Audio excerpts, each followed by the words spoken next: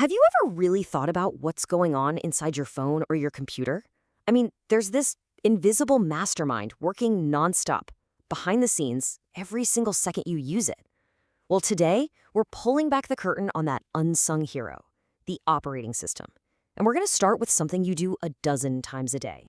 So you see an icon, you click on it, and boom, the app opens. It feels like magic, right? But what is that magic? What's actually happening in that tiny sliver of time between your click and the program popping up on your screen? Well, it's not magic. It's a symphony of incredibly complex actions, and the OS is the conductor.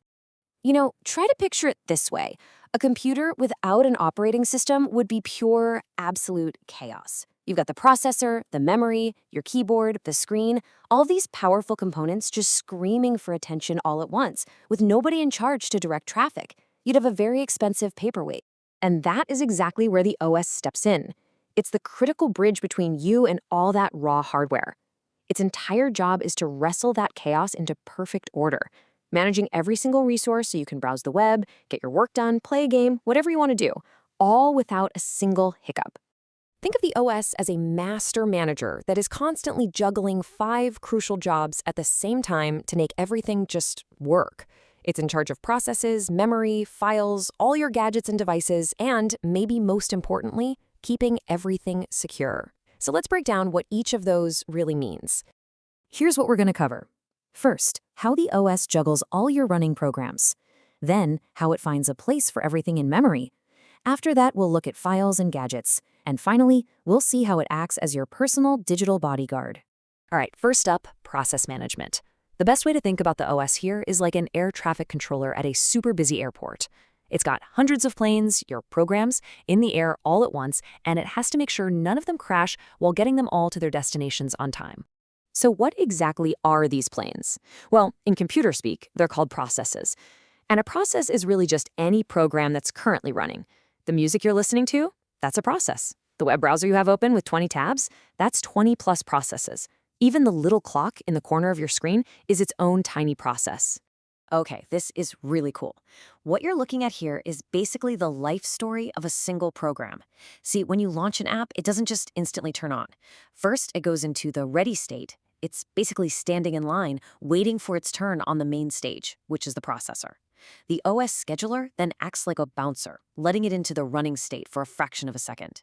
If that program needs something, like a file from your hard drive, the OS moves it to the wait state so it doesn't hold up everyone else. Once it gets what it needs, it's back in the ready line, and when you finally close the app, the OS makes sure it shuts down cleanly. This whole dance happens for every single app, thousands of times a second. So our air traffic controller has a few key jobs. Scheduling is the big one, deciding which program gets the processor's attention right now. Then there's synchronization, making sure programs that need to work together do so without tripping over each other. And it also has to prevent something called a deadlock. That's a nightmare scenario where 2 programs get stuck in an infinite standoff, each one waiting for something the other one has. The OS has to step in like a mediator to break the tie and get things moving again. So we've seen how the OS directs traffic. Now let's look at its next big job, memory management. If it's an air traffic controller for processes, then for all your data, it's like a meticulous librarian. Okay, so your computer basically has 2 kinds of memory. Think of the main memory, what we call RAM, as the desk you're working at. It's super fast to grab stuff from, but it's not very big. Then you have secondary memory, your hard drive. That's like the massive library shelves in the back. It can hold almost everything, but it's a lot slower to go find something there. The OS's job is to be the librarian, constantly deciding which books, which pieces of data need to be on your desk for immediate use, and which ones can go back to the shelves.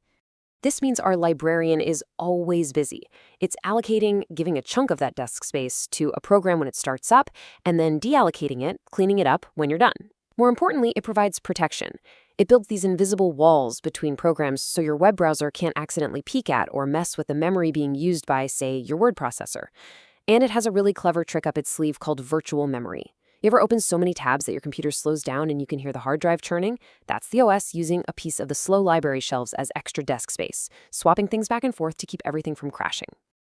All right, next up, the OS wears 2 hats at once. For all your files, it's a super organized records clerk. And for all your gadgets, it's a highly efficient equipment dispatcher. So let's talk files. Every document, every photo, every song on your computer is a file. And the OS, like a good records clerk, keeps track of everything about them: their name, their size, who's allowed to open them.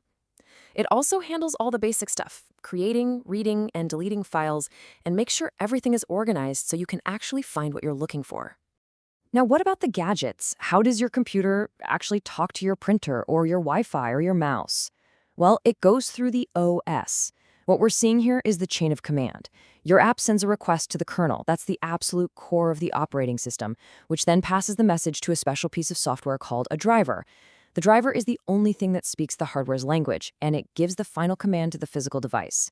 The OS manages this entire communication line for every single piece of hardware you have. Here is a perfect everyday example. Have you ever hit print on 5 different documents at once? Your computer doesn't just freeze up and wait. That's because the OS uses a handy trick called spooling. It very quickly saves all those print jobs into a waiting line, a queue.